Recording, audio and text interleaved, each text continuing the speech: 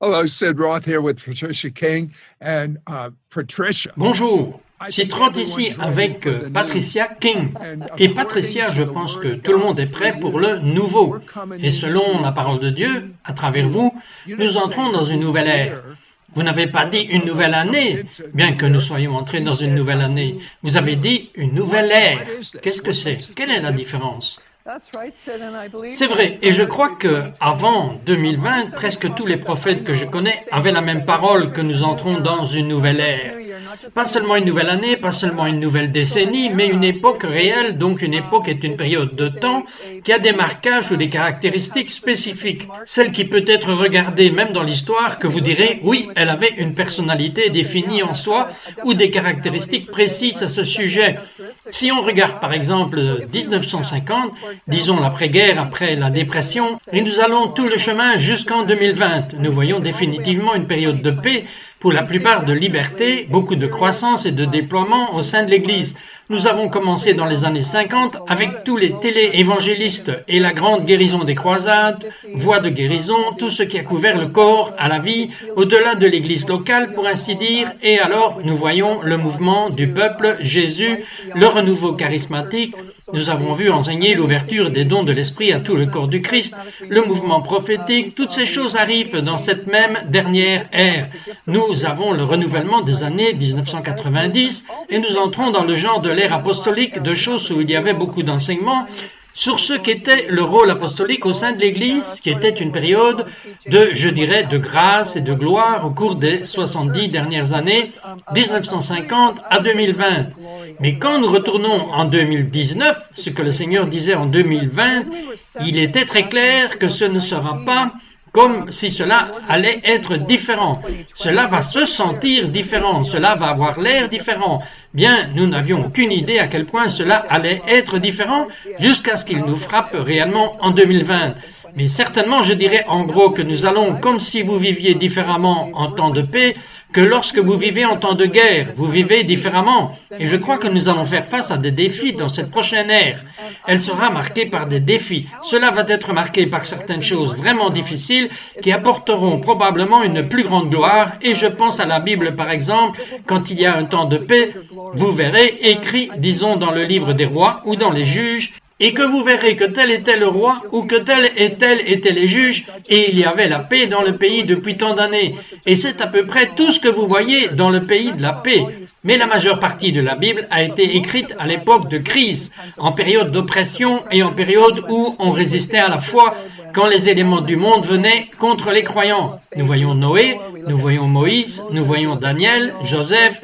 Je veux dire que nous pourrions continuer encore et encore. Jean le Baptiste, Jésus, l'Église primitive, et je sens très fort que le Seigneur nous a montré que ce dans quoi nous entrons va être défini comme en fait une ère très glorieuse et que nous allons voir Dieu entrer vraiment dans son peuple au milieu des grands défis. Eh bien, historiquement, c'est quand vous le voyez, mais pouvez-vous décrire ce que vous voyez? À quoi cela va ressembler? Eh bien, il y a beaucoup d'éléments différents, bien sûr, Sid, parce qu'il y a des choses qui auront lieu dans le monde. En fait, nous en voyons beaucoup en ce moment. Cette année dernière, même, nous avons vu, que vous connaissez, une pandémie qui a juste enfermé les gens dans leur maison, imposant différentes restrictions à la vie. Nous avons eu des guerres et des rumeurs de guerre, la violence a eu lieu, et vous savez que des problèmes sont disputés car nous avions une élection très difficile, que nous sommes encore en quelque sorte au milieu, et vous savez, en sorte de trier tout cela, donc nous voyons déjà des changements dramatiques. Donc, une des choses que je vois très fort dans mon esprit, c'est que nous allons voir un reste juste émerger dans cette saison, alors qu'avant, vous savez que les gens pouvaient aller à l'église le dimanche et dire « oui, je suis chrétien, je suis, vous savez, comme je crois en Jésus, je suis allé à l'église à Noël, je célèbre la naissance de Jésus, la résurrection, la Pâque, peu importe, et vous savez qu'ils ont en quelque sorte cela. Je pense bien, je suis chrétien, mais dans les jours à venir, vous allez savoir ce qu'est un vrai chrétien. Est-ce que ça va être plus défini et il y aura un défi à notre foi, comme loin de croire la parole, ce que la parole dit? Allons-nous croire que c'est la parole de Dieu et que nous confirmerons la vérité de cette parole, ou allons-nous la changer pour en faire ce que nous voulons lui faire dire? parce qu'il y aura un conflit, une guerre même au sein de l'Église, sur ces problèmes qui produiront ce que j'appelle un reste juste, un reste qui est complètement épuisé pour Dieu. Ne dites pas seulement « Oh bien, quoi que ce soit que le monde dit de faire, nous le ferons, tout ce que ma chair dit de faire, je vais le faire, je vais juste appeler cela la vie normalisée dans le christianisme. » Non, ce seront ceux qui aiment vraiment le Seigneur, qui aiment sa parole, qui aiment le Saint-Esprit et lui obéissent, quel qu'en soit le prix. Et je sens que nous allons devoir payer un prix plus élevé pour notre foi que ce que nous avons dû payer dans cette dernière décennie. Et les nations les plus occidentales ne savent vraiment pas, ne connaissent pas la persécution pour la foi, mais je crois qu'on va le voir. Vous savez, lorsque je lis les évangiles, cela ressemble à une religion différente de la chrétienté. Je veux dire, vous avez le choix de faire comme tout le monde le fait de cette façon, et puis vous avez la parole de Dieu. Et ainsi, je veux dire que c'est tellement différent. En fait, je suis un peu intimidé parce que c'est tellement un défi de dire littéralement « j'abandonne tout si tu me veux, et alors vous aurez tout ». Cela n'est pas l'évangile américain. That isn't the American gospel. Non, nous avons été très bénis avec la richesse qui est une vraie bénédiction, mais cela peut aussi être dissuasif à une vraie vie consacrée, parce que vous pouvez commencer à faire confiance à tout votre confort et vous obtenez le droit d'être narcissique à propos de tout. Et je crois que le feu arrive. Le Seigneur va nous appeler dans une promenade avec lui. Je veux dire qu'il nous a toujours appelés dans une promenade consacrée, mais cela va arriver à un point où si nous voulons vraiment servir le Seigneur en ce jour, nous ne pourrons pas avoir un pied dans le monde et un pied dans le royaume, parce qu'ils vont être différents. Et je suis très excité par ce que le Seigneur va faire dans les vies des croyants qui sont vraiment passionnés pour lui, qui sont prêts à dire oui, je suis tout à fait en lui, je ne suis pas seulement avec mon gros orteil, je suis tout à fait, je crois que nous allons voir de mouvements massifs de prière là où il va y avoir un réveil. Quelque chose m'est venu récemment. C'est le réveil gallois. Et comment des jeunes hommes comme Evan Roberts, par exemple, il avait une connaissance prophétique de ce que Dieu allait vraiment envahir le pays de Galles et amener sa nation dans un endroit où il serait dans la conviction de l'Esprit, dans la gloire de Dieu. Et ainsi, il a prié, car il avait une conviction absolue à ce sujet. Et ainsi, à la fin, après 11 ans de prière, il croit si ardemment qu'il ne voulait même pas manquer une réunion de prière parce qu'il pensait peut-être que ce sera la nuit où Dieu allait le faire, parce qu'il savait que ça allait venir soudainement. Et bien sûr, quand le réveil gallois est arrivé, il était si puissant que la présence de Dieu, et je pense que c'est un mot en surbrillance pour cette prochaine ère, la présence de Dieu remplit des villes et des esprits entiers. Je veux dire, les mineurs qui étaient immoraux et grossiers, tout d'un coup sont tombés sous la conviction de l'Esprit Saint et immédiatement ont été transformés en croyants, qui ont vraiment marché avec Dieu. Je veux dire, leur comportement s'est redressé, pas parce que quelqu'un leur disait qu'ils devaient le faire, mais juste à cause de la puissance de l'Esprit. Et la conviction, les pubs ont fermé, l'anarchie a été juste anéantie. En gros, elle a juste disparu et c'était donc le réveil gallois. Et j'ai senti le Saint-Esprit dire, je veux que tu regardes ce que j'ai fait dans le passé par rapport à des réveils comme cela. Mais ce qui va arriver va être bien au-delà de cela. C'est comme une ancienne gloire. Tu vas voir, même ici, le chemin de conviction vers ta gloire, que ce que tu as vu ce jour-là, d'où est-il né? Il est né de la prière, comme tous les réveils le sont. Et ce que nous avons vu est cet énorme appel à la prière en cette dernière année en particulier. Je ne pense pas qu'il y ait jamais eu autant de prières. Je veux dire, j'ai participé à tant de prières en ligne, des réunions où il y avait des centaines, des milliers de personnes dans le monde qui priaient avec ferveur pour que le Seigneur bouge au pouvoir, pour que le Seigneur intervienne, pour qu'il soit exalté, des services de culte en ligne où sont juste connectés des gens du monde entier. Des convocations de prière, des convocations d'adoration et de jeûne. Jamais nous n'avons vu avant l'intensité de ce genre de prière de nos jours, comme nous l'avons vu l'année dernière. Donc, nous savons que cela va apporter un accouchement. Il va y avoir un accouchement. Il va y avoir une production de la volonté de Dieu pour qu'au milieu des ténèbres, comme il est dit dans Isaïe 60, nous allons voir le Seigneur apporter une lumière qui aura un impact sur les nations. Et je ne pense pas que cela va être facile. Je pense que cela va prendre du travail. Il dit travailler pour donner naissance à la fille de Sion. Et donc, je pense que ça va prendre du travail. Je pense que cela va prendre un focus. Mais le Seigneur peut gagner par beaucoup ou par peu.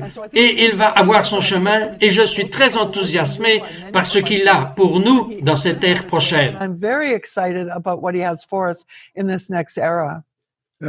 Patricia, dans toute cette interview que nous avons faite, j'ai ressenti juste une formidable présence de Dieu. Je veux dire, est-ce que cela augmente sur vous normalement? Ou y a-t-il quelque chose qui se passe? Je le sens bien. À chaque fois, je tourne mon visage vers le Seigneur et je regarde ce qu'il révèle. Je ressens une gloire tangible comme maintenant. Je ressens une gloire tangible parce que vous et moi parlons de lui. Bien, et il le confirme avec des manifestations. Alors je ressens un poids de gloire en ce moment et je trouve que chaque fois que nous parlons du Seigneur et de sa volonté et de son but, il le confirme avec sa présence. Et ainsi, je suis très excité par ce qui va arriver. En août dernier, nous faisions une promenade de prière autour de notre ville et donc nous prions pour les bâtiments gouvernementaux, nous prions dans les rues, pour les écoles et tout d'un coup, l'Esprit Saint m'a dit « Je veux que tu pries pour que le feu de Dieu visite les maisons. » Et j'ai commencé à voir dans l'esprit des réunions ayant lieu à l'intérieur des maisons. Et bien sûr, c'était au milieu du Covid, où vous savez que les gens étaient isolés dans leur maison. Et j'ai vu le feu de Dieu les visitant. Et donc, nous avons prié pour cela depuis. Mais le Seigneur, en décembre, m'a donné une nouvelle parole pour le corps à propos des maisons de réveil qui vont être enflammées dans cette saison à venir. Donc, ce ne sera pas seulement la maison des gens. Quand ils vont amener les gens à fraterniser et chercher le Seigneur, il y aura la gloire tangible et des miracles, je crois, mais aussi dans l'Église, dans les bâtiments consacrés au Seigneur. Et j'ai commencé à voir dans l'esprit des pasteurs et des dirigeants qui disaient que je ne peux pas continuer à faire ce que je fais sans un nouveau mouvement de puissance. Et il y avait une telle frustration. Ce que j'ai vu était une sainte frustration qui disait que je ne vais pas continuer dans le ministère s'il est sans pouvoir. Et ils allaient devant le Seigneur en disant « Seigneur, nous avons juste besoin que ton royaume vienne. On a juste besoin que ta volonté soit faite. » Et puis je viens de voir la bénédiction du Seigneur. Je crois donc qu'il va y avoir un nouveau mouvement. Et cela va être créé à cause du désespoir, de la faim, chez certains des dirigeants que Dieu va toucher ces prochains jours. Et certaines des choses que j'ai vues n'étaient que de petites églises de 800 personnes, mais la gloire de Dieu leur rendait visite. J'ai vu des réunions de prière visitées avec un feu de réveil là où il y avait du repentir et la conviction et les miracles et les anges se manifestant. Je veux dire que c'était comme ça. C'était juste comme céleste. Et donc je crois que nous allons voir plus de la bonté de Dieu en ce jour perfide où nous allons tenir dans ces prochains jours. In this treacherous day that we're going to stand in these coming days. Mais vous savez ce que je pense, Patricia, c'est que quand cette gloire vient, et elle vient selon la parole de Dieu, et je crois que cela arrive cette année, quand cette gloire viendra, ce sera une épée à deux tranchants. Nous avons toujours le libre arbitre, nous avons toujours le choix. C'est la façon dont Dieu nous a créés, et certains se donneront à Dieu et seront allongés sur leur visage, se repentant devant Dieu, mais pas parce qu'ils vont se repentir pour se repentir, mais ils ont en fait rencontré le Dieu vivant. Et qu'est-ce qu'Isaïe a dit au grand prophète de Dieu? « Oh, c'est moi, je suis défait, je suis impur. » C'est un grand prophète. « Je suis un homme impur aux lèvres impures, parce que j'ai vu le Seigneur. » Et je crois que beaucoup de gens se repentiront des choses qu'ils n'avaient jamais su, qu'ils avaient en eux. Et vivant juste en Amérique, nous sommes chargés, mais d'autres s'endurciront. Donc il y aura une épée à deux tranchants. Mais la bonne nouvelle, c'est que cette grâce est le pouvoir habilitant de faire ce pourquoi nous avons été créés. Ce n'est pas le pouvoir habilitant de pécher, c'est le pouvoir habilitant de vaincre le péché. Eh bien, parlez-moi de la vision que vous aviez de la collision de rêves.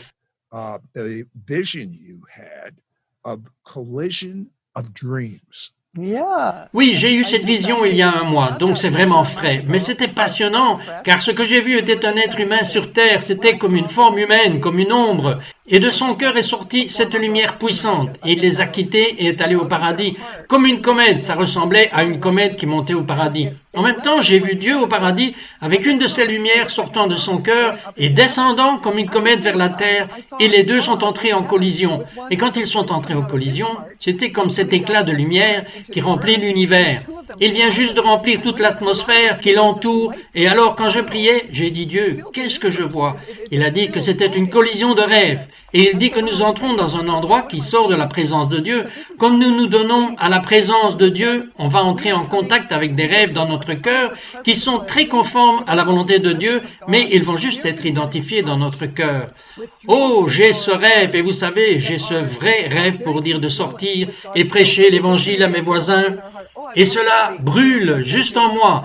Je dois juste le faire ou je dois y aller et commencer par un orphelinat ou je dois commencer une nouvelle affaire pour le Seigneur. Vous savez, donc tous ces rêves vont être identifiés et ils sont célestes.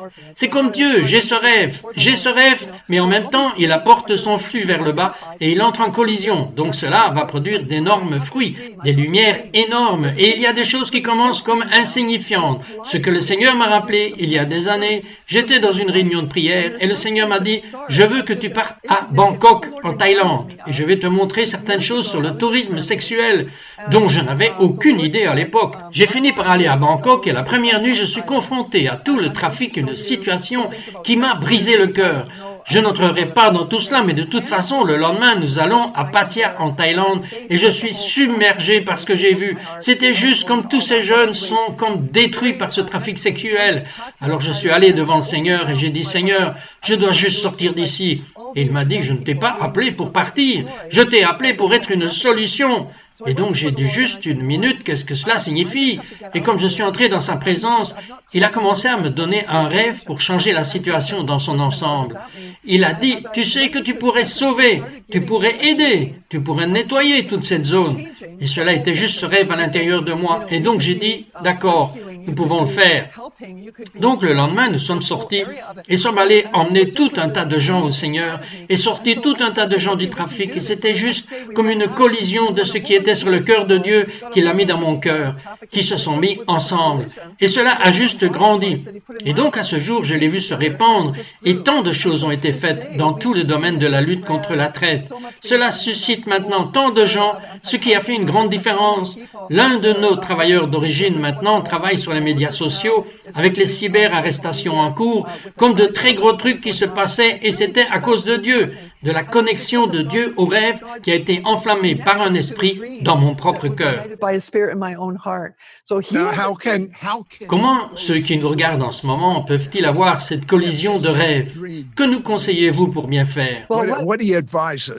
Ce que j'ai compris quand j'ai vu la vision était que quand nous entrons en présence du Seigneur, il est dit dans les psaumes, fais de l'Éternel tes délices, psaume 37, et il te donnera les désirs de ton cœur. Et alors que nous entrons en présence du Seigneur et que nous nous réjouissons de lui, cela pourrait être dans la prière, dans le culte, dans la communion et la fraternité, et se réjouir de lui et dire, oh Dieu, tu as mis tes rêves à l'intérieur de moi, enflamme-moi, ce pourquoi j'ai été fait, le potentiel de ce que je peux faire, et toi, juste, remplis-moi.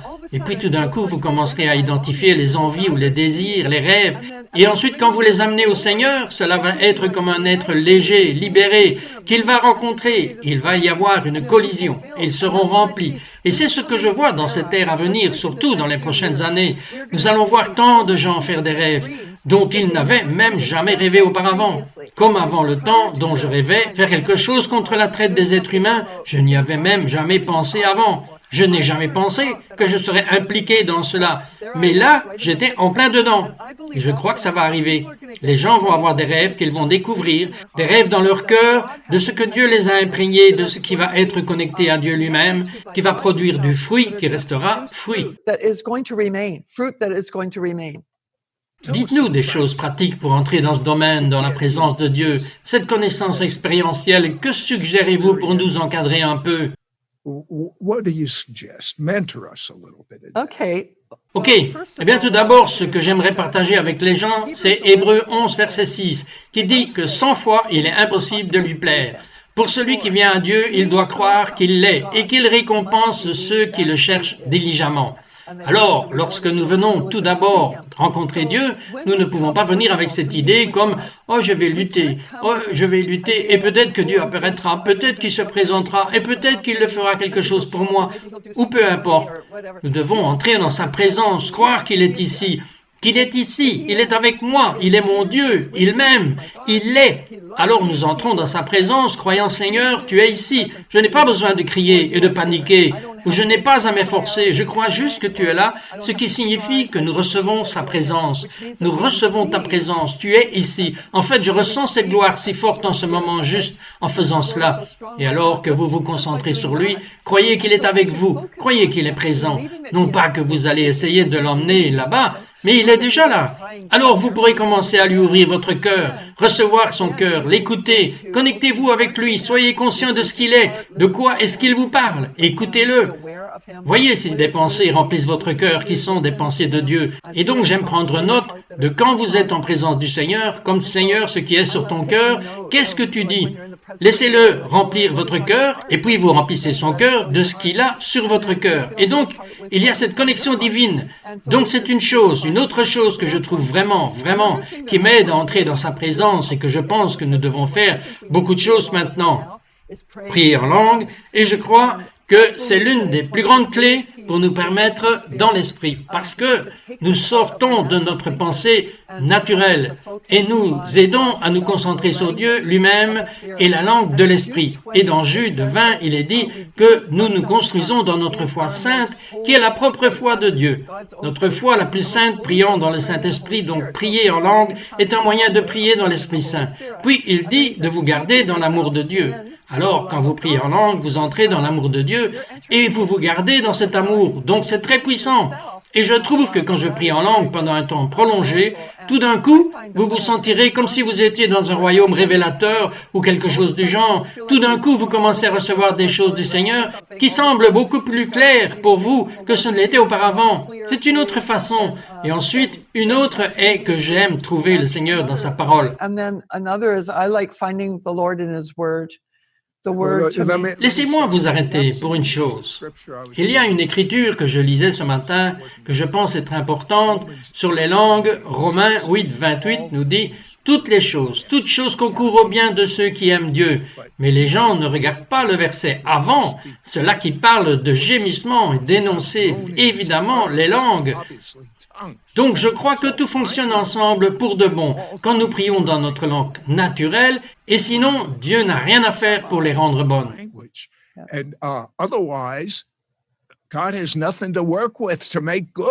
Yeah. J'aime cela, je crois totalement que, vous savez, et je l'ai vu par mon expérience surtout, vous savez, parfois, nous sommes vraiment motivés à prier en langue quand on est en crise, et donc vous êtes frappé par une crise que vous ne savez pas comment faire, et donc tout d'un coup, vous trouvez cette percée ou des choses qui fonctionnent ensemble pour le bien, comme même ça pourrait être une mauvaise situation, mais il y en aura comme cet argent, cet or, ce platine, cette sorte de choses dans le nuage, et parce qu'il est né à travers le prier en langue, c'est un tel cadeau surnaturel, et c'est facile, et chaque croyant peut parler en langue. Est-ce assez facile pour un croyant qui nous regarde en ce moment, qui n'a jamais parlé une langue surnaturelle, de parler maintenant?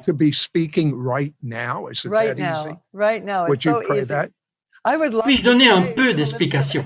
Ok, donc si vous croyez en Jésus-Christ, ce don est disponible pour vous. Et si vous ne croyez pas encore en Jésus, appelez son nom. Tournez-vous vers lui et demandez-lui de pardonner vos péchés pour vous sauver. Écrivez votre nom dans le livre de la vie et devenez propre, ok?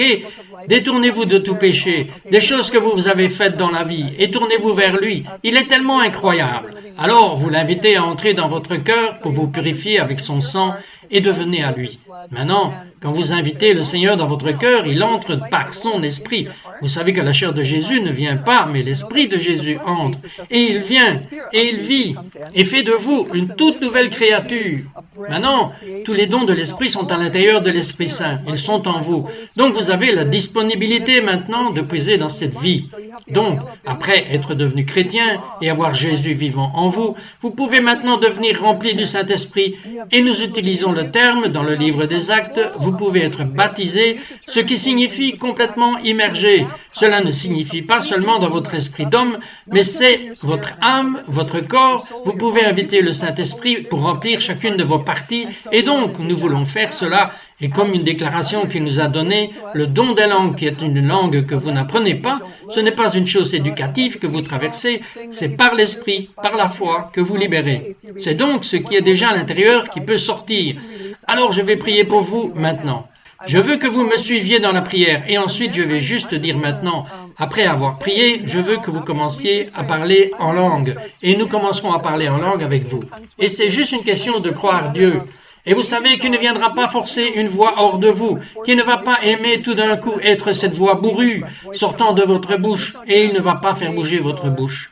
Ils ont tous parlé, il est dit dans les Actes 2, ils ont tous parlé, les gens ont parlé comme l'Esprit leur a donné la parole. Alors vous commencez simplement à répondre, commencez à parler, bougez la bouche. Votre voix, ce sont les éléments du discours, et le Saint-Esprit vous donnera la parole, ok? Alors, prions tout de suite, suivez-moi.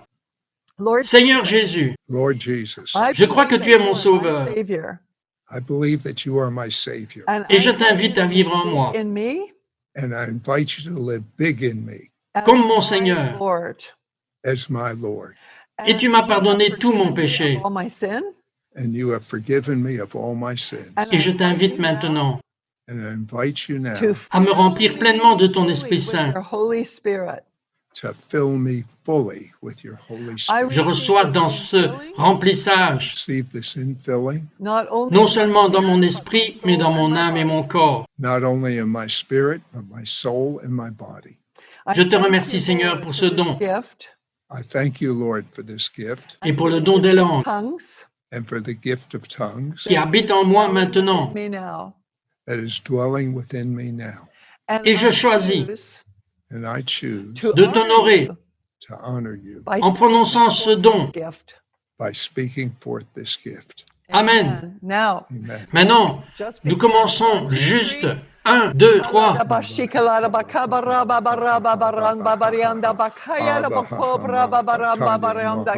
Venez juste libérer cette voix, juste par la foi. Donnez-lui votre voix, donnez-lui votre bouche. Et Saint-Esprit, nous te remercions pour le langage de l'Esprit que tu donnes à ton peuple en ce moment. Nous remercions l'Esprit Saint de vivre en nous et pour nous donner de la force maintenant, pour nous donner une capacité surnaturelle. Maintenant, Seigneur, nous bénissons chaque personne qui a prié cette prière, chaque personne qui est sortie dans la foi. Nous te remercions, Seigneur, qu'il soit enflammé avec la puissance de ton Esprit Saint et qu'il parle en langue de plus en plus. Et je veux juste pour vous encourager avec cela, parce que vous pouvez avoir un don et ne jamais l'utiliser. Alors ça ne va pas vous faire beaucoup de bien. Mais vous avez le don maintenant, utilisez-le. Et vous pouvez prier en langue tout en conduisant une voiture dans laquelle vous priez en langue. Pendant que vous vous douchez, vous pouvez prier en langue femme pendant que vous faites un repas ou quoi que ce soit, parce que vous n'avez pas à vous concentrer sur ce que vous dites. Ça vient juste que vous pouvez faire d'autres choses pendant que vous priez en langue. Je connais quelqu'un qui travaillait dans une scierie sur une machine, un shift de nuit, et pour le quart du travail de 8 heures à chaque fois qu'il travaillait, parce qu'il devait être connecté avec quelqu'un d'autre dans la scierie, il travaillait juste seul sur la machine. Il regardait certaines choses passer. Il a prié en langue tout le temps et il a eu tellement de rêves, de visions et d'autonomisation. Priez la guérison pour les gens parce que prier en langue est comme un chargeur de batterie qui vous aidera à exercer aussi d'autres dons dans l'esprit. Alors je veux juste vous encourager. Faites des promenades de prière et priez en langue à chaque fois que vous le pouvez. Priez en langue. So I just want to encourage you, go on prayer walks and pray in tongues, or whenever you can, pray in tongues. Bien, vous savez quelque chose que je viens de commencer à faire récemment, c'est quand je vais dormir, je ne prie pas en langue à voix haute, là où quelqu'un peut m'entendre. Je ne bouge même pas ma langue, mais je prie en langue dans mon esprit et je m'endors beaucoup plus facilement et je dors beaucoup mieux. In my spirit, and I fall asleep a lot easier, and I sleep a lot better. Je le crois. Et vous savez quoi, Sid? Priez en langue là où vous pouvez. Entendez-le dans votre tête. C'est un bon moyen de prier. Si vous êtes dans un avion, ce que j'ai fait quand j'ai fait des voyages en avion, je vais juste m'asseoir sur le siège et je vais prier en langue dans mon esprit. Je ne bouge pas mes lèvres. Je ne sais pas le faire à voix haute parce que vous ne voulez pas faire cela devant des gens dans un avion, bien sûr. Mais je me sens tellement habilité au moment où je finis là où je vais. Je me sens si forte et je construis dans la foi et je suis prête pour cela. Well, Paul Bien, Paul a dit, je prie sans cesse. Je défie quiconque de prier sans cesse dans son propre cerveau. Vous ne pouvez pas le faire, mais en langue, vous pouvez prier sans cesse. Patricia, je voudrais que vous priez une prière pour nous. Il y a une telle présence de Dieu dans le studio en ce moment, de votre côté et de notre côté. Je voudrais que vous priez tout ce que Dieu veut sur ceux qui nous regardent en ce moment. for us. There's such a presence of God in this studio right now on your side and our side. I want you to pray whatever God wants over those viewing us right now. Amen. Amen. Oh, karabashata pashaka, Holy Spirit, Holy Spirit. Esprit Saint, je t'invite, Esprit Saint, à donner de la puissance à ton peuple dans le Seigneur Jésus-Christ et dans ton évangile, plus qu'à tout autre moment de leur vie. Qu'ils y aient une concentration de leur vie pour toi dans cette heure d'histoire qui leur ferait faire des exploits pour faire connaître ton nom. Que ceux qui ne te connaissent pas encore apprendront à te connaître, Seigneur, à cause de la puissance de ta présence qui les touchera. Seigneur, nous te remercions de remplir ton peuple à nouveau, et tous ceux qui regardent en ce moment sont remplis d'un frais sentiment, non seulement de ta présence, mais de ta puissance, de ta force, de ta sagesse qui est si nécessaire dans notre Seigneur, et qu'il y aura un renforcement venant de ton peuple en cette heure. Seigneur, nous sommes tellement excités de ce que tu es prêt à faire, et même ce que tu fais maintenant. Tu fais tant de bonnes choses maintenant. Mais Seigneur, ce n'est rien en comparaison de ce qu'on va te voir faire. Alors, prépare ton peuple, mets-les à part pour toi, excite-les, rafraîchis leur foi. Et Seigneur, je prie juste maintenant pour un dépoussiérage de la foi de quelqu'un qui a été brisé ou désabusé. Donne-lui une nouvelle infusion de foi pour qu'il tourne les yeux sur toi, te donnant toute la gloire, et sache que Dieu, plus rien, égale tout ce dont ils ont besoin. Au nom de Jésus. Amen. Everything they need in Jesus' name. Amen.